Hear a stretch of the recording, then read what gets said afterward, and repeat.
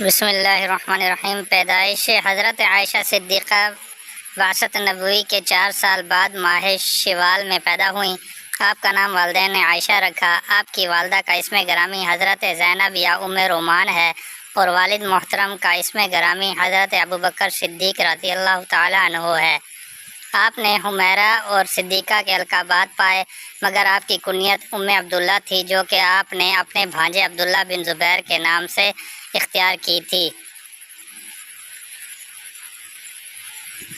آپ کی عالی مرتبت والد حضرت ابوبکر صدیق رضی اللہ تعالیٰ عنہ حضرت صلی اللہ علیہ وسلم کے منہ بولے بھائی اور جانثار دوست تھے۔